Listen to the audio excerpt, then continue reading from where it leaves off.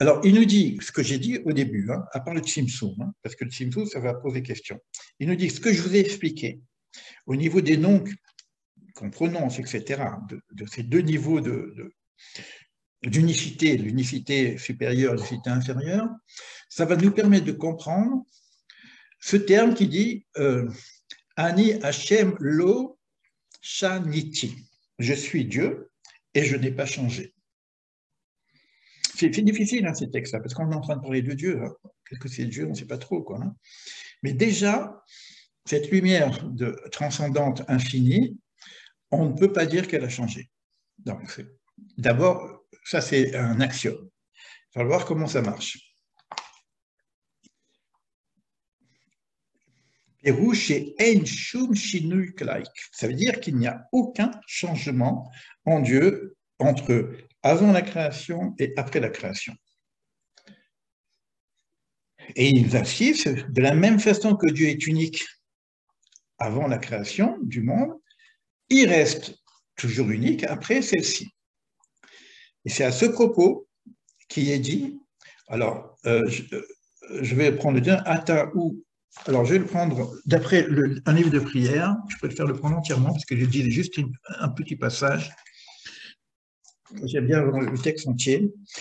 Le matin, pour ceux qui font la prière, ceux qui sont déjà investis dans le judaïsme, le matin, avant la grande prière, on fait une préparation à la prière et on commence par, il y a un petit passage dans le début, où on dit Shema Israël, justement. Shema Israël, Hashem Elokeinu, Hashem Echad. Écoute Dieu, Dieu notre Dieu, Dieu est un. Donc, on reprend l'unité de ce Dieu et on reprend Baruch Shem Kivod Malchuto Leon Vaed. Donc, uniquement les phrases. Mais ce n'est pas le schéma entier, hein, qu'on fait beaucoup plus tard. Et là, on dit Ata ou Echad, tu es un. Kodem chez Barata Aolam. Tu es unique, Echad, mais ce un, c'est pas qu'il soit seul, hein, c'est beaucoup plus profond que ça. Hein, avant que le monde ait été créé. Veata ou Echad, et à toi, tu es également Echad, les Achar chez Barata Olam, après que le monde a été créé. Ataou El, Baolam Mazé, alors écoutez bien encore une chose de nouveau, tu es Dieu dans ce monde-ci, Veataou El Baolam Abba. Et tu es aussi un dans le monde en devenir. C'est-à-dire que lorsqu'on va parler d'un changement messianique, où on va basculer de ce monde un petit peu brouillon d'un monde plus réel, plus proche du projet divin, donc on aura une proximité avec Dieu beaucoup plus forte. C'est là où il sera roi, d'ailleurs. Mais on pourrait se dire qu'il y a un changement. On ne le voit pas, il n'existe pas, ou il est dans la transcendance, on ne sait pas, et puis paf, voilà, on a une proximité avec le divin. Je te dis salut, Reynaldo. Tu prendras les autres cours pour comprendre ce qu'on est en train de dire. Donc, on a quand même une certaine difficulté. Il dit non. Il n'y a pas de changement, ni dans ce monde-ci, ni dans le monde futur. Il y a toujours le même rayonnement, mais alors qu'est-ce qui va changer? Ce n'est pas au niveau de la source que ça change. Ça, je vous donne déjà la réponse, hein, pour comprendre, parce que je ne sais pas si on arrivera jusqu'au bout. Il n'y a pas de changement au niveau de la source. Le rayon, c'est le rayon. Le rayon lumineux, c'est toujours le même. C'est la réceptivité qui change. C'est-à-dire, moi, aujourd'hui, ce que je reçois du divin, c'est une fraction, mais si mon éveil se fait, si je grandis en conscience, la réceptivité sera plus grande. Donc, j'aurai un changement dans mon rapport avec le divin, mais ce n'est pas que le divin a changé, c'est moi qui a changé. Maintenant, il va y avoir un temps où c'est le monde qui va changer. Ça veut dire qu'il va y avoir des voiles en moins. Donc là, le rayon est toujours le même. Ce qui différencie entre la réceptivité, c'est les voiles qu'il y a entre le monde de la création et le monde de l'émanation, c'est-à-dire le monde de la source divine.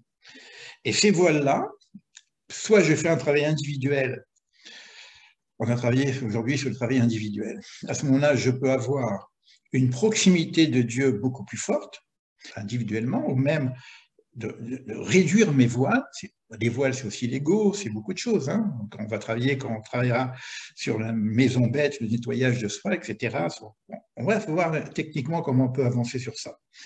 Donc, mais ce qui est intéressant, c'est pas simplement au niveau individuel, c'est pas que moi, par un travail que je fais, je vais arriver à réduire les voiles et avoir une proximité du divin plus forte, c'est que le monde entier va changer. C'est ce qui s'est passé un petit peu à la sortie d'Égypte. La sortie d'Égypte, quand il y a eu cette ouverture de la mer, etc., on disait que la servante, c'est pas quelqu'un, l'initié qui a fait 1000 travers, etc. La servante dit ceci est Dieu. Donc, il utilisait le mot elle à cette époque. Mais en tout cas, c'est le monde entier. C'est ça ce qu'on appelle le monde futur. L'ensemble des peuples reconnaîtront la présence divine dans le monde. Ça s'attraira toujours l'unité inférieure, puisque c'est la notion de reconnaissance de la souveraineté divine. C'est-à-dire qu'on voit dans tout ce qu'on voit dans le monde, il y a quand même un divin qui gère tout ça. C'est de ça que c'est ça. Donc, pour l'instant, on travaille sur la notion des voiles. Donc, je repose mon livre et je vais essayer de voir un peu ce que nous dit un peu le texte ici. Donc, maintenant, on a étudié un petit peu ensemble. On sait que il y a un monde, il y a 4 mondes. Il y a un monde de la Tzilut qui s'appelle la pensée divine, où là, il y a la volonté divine, la volonté de se faire ce projet. Et ensuite, il y a ce qu'on appelle la Beria, un monde qu'on appelle la création.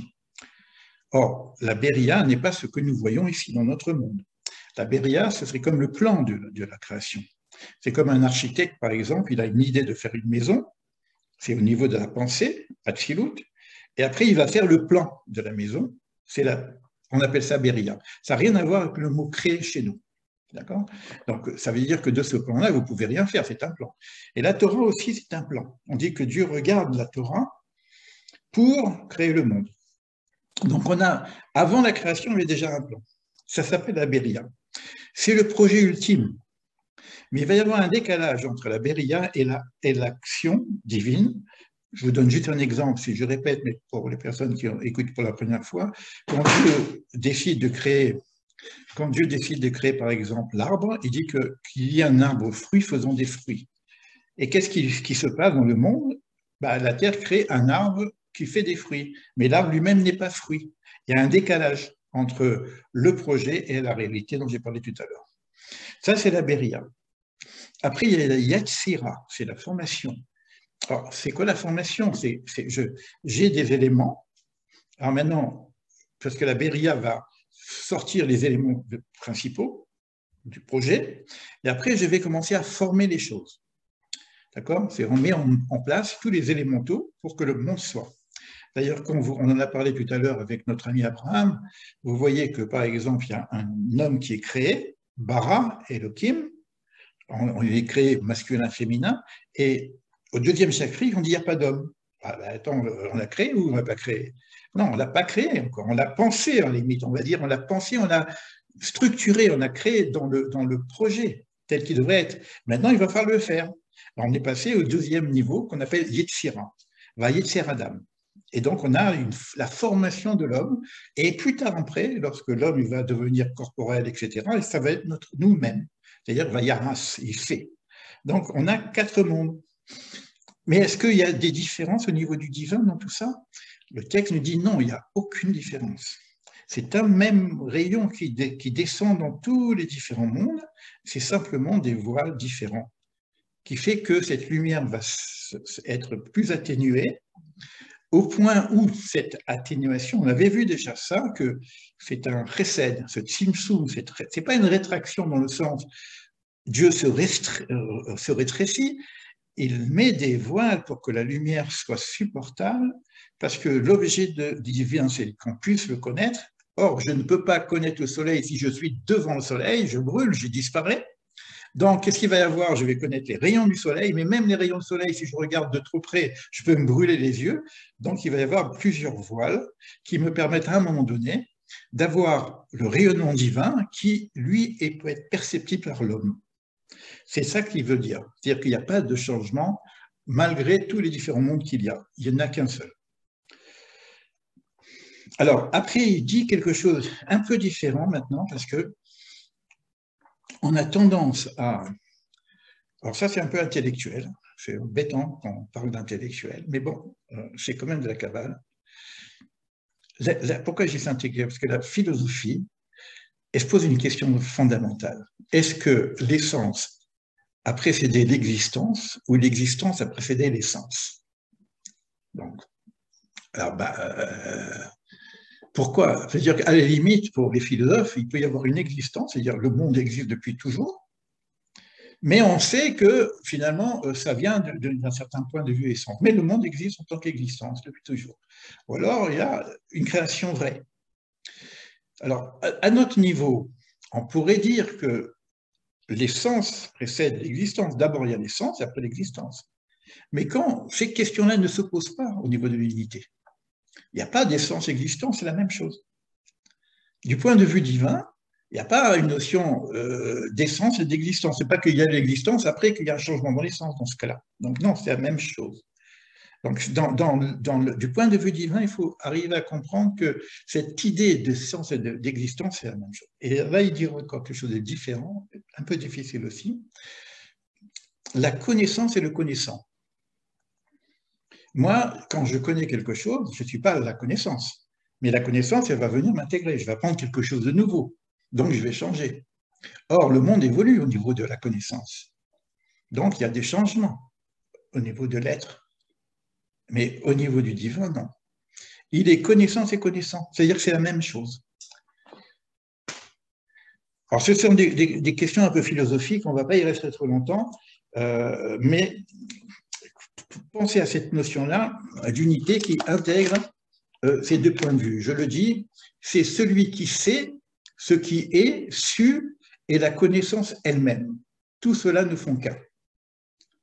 Alors maintenant, j'espère que vous n'avez pas compris.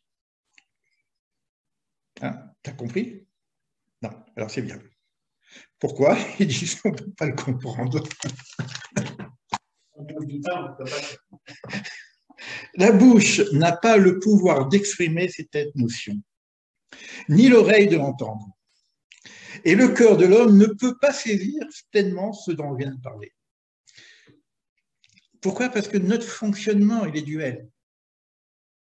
On ne peut pas concevoir un truc comme ça. C'est quand on parle de Dieu, on commence à toucher l'essence de Dieu, de quoi? Non, non, l'essence, on ne peut pas connaître. On va dire des choses comme ça pour casser un petit peu notre mental, essayer d'éviter de réfléchir d'une façon logique. À Pourim, c'est jusqu'à ce que tu ne saches pas. Donc, on vient de nous donner une notion pour brouiller les pistes, parce que, attends, j'ai compris, je sais ce que c'est Dieu. Quoi. À un moment donné, ça y est, Dieu, c'est moi, machin, etc. Non, doucement, d'accord? Mais on nous donne quelques éléments qui sont, par exemple, j'en ai d'autres, hein, le problème du libre arbitre. Bah, comment je peux être libre si c'est lui que c'est tout, quoi. Donc, c'est une grande confusion. Mais on nous donne quelques notions. Et ça fait partie de l'unité. C'est pour ça qu'on dit que l'unité, c'est pas quelque chose que vous allez comprendre tout de suite. C'est pas qu'il est un parce qu'il est le seul créateur. C'est ce qu'on va comprendre à la fin des temps, de notre temps à nous. Hein. La venue messianique, c'est la connaissance de cette unité. Donc ça revient bien avec ce que notre ami Abraham nous a dit par rapport à le mental. Le supramental, c'est ça. C'est le supramental de Robin, oui, en effet, exactement. C'est la même chose, c'est l'unité. Alors, mais ça veut dire que cette chose-là, on va la connaître. C'est possible, mais il y a une frontière. Pour l'instant, on ne peut pas. Mais ça va, c'est donné à l'homme à connaître. Parce que c'est nous dit le Ramchal. Qu'est-ce que je vais pouvoir connaître de Dieu? Je ne peux pas connaître son essence. Ben, je vais connaître ça. Ce dont je ne peux pas comprendre maintenant, l'unité, je vais pouvoir le connaître. En effet, l'essence du Saint béni soit-il et son être ne forment qu'une seule chose, qu'une seule entité, véritable, unique, dans sa connaissance, par tous les aspects, sur tous les points de vue, toutes les formes d'unification. Car sa connaissance n'est pas surajoutée à son essence et son être, comme c'est le cas pour l'âme de l'homme, comme je viens d'expliquer, pour l'homme, il y a un changement, dans la connaissance ajoute effectivement quelque chose à sa nature. on va se rejoindre. Bon, je parle aussi à mon ami Abraham qui était ici, qui nous a parlé un peu d'Aurobindo, sur les sagesses d'Aurobindo, qui était très intéressante. Et on va se rejoindre là parce qu'il dit ça. La seule chose qu'on pourrait faire, c'est de l'intérioriser. Vous voyez qu'on se rejoint. À notre niveau, ce n'est pas vraiment de l'unité. Par contre, au niveau du Saint béni soit-il, je n'aime pas cette traduction, mais c'est comme ça qu'ils traduisent, Akadosh Baruch Hu.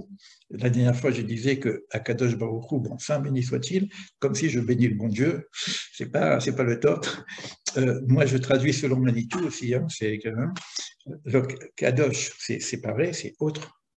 Baruch Hu, c'est lui qui est source de bénédiction. C'est pas béni sois-tu, quoi. Il est source de bénédiction. Il est source de l'émanation de tout ce qu'on reçoit. Oui. C'est ça. Donc ça descend. Ça va de haut vers le bas. Encore une fois, par rapport à ce que tu as dit tout à l'heure, Abraham. Alors, l'unicité n'est pas l'uniformité. Donc on va comprendre que le tout est aussi le un. D'accord? Mais nous, on a l'impression de voir plein de choses différentes. Ça ne peut pas être comme ça au niveau du principe unique, au niveau du principe divin. Ce n'est pas que lui, il est pluriel. C'est que les émanations sont plurielles, et ce qui fait que nous, on a une visibilité plurielle, mais on sait que c'est un. C'est un peu comme l'arc-en-ciel. Quand on voit l'arc-en-ciel, on voit 7 couleurs.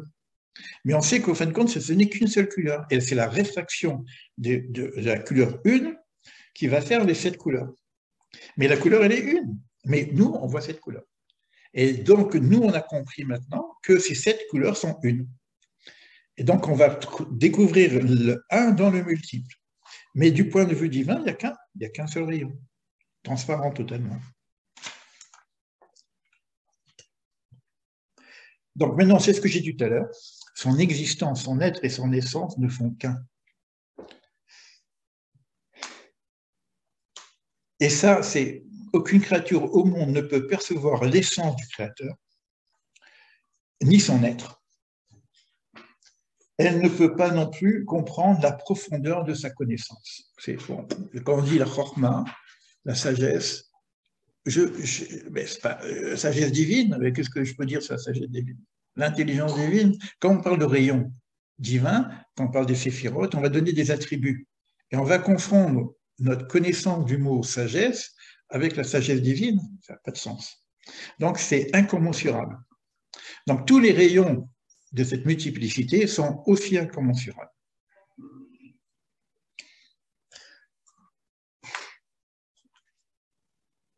Et lui est uniquement possible de croire. Alors là, à ce niveau-là, on a besoin de l'aïmouna.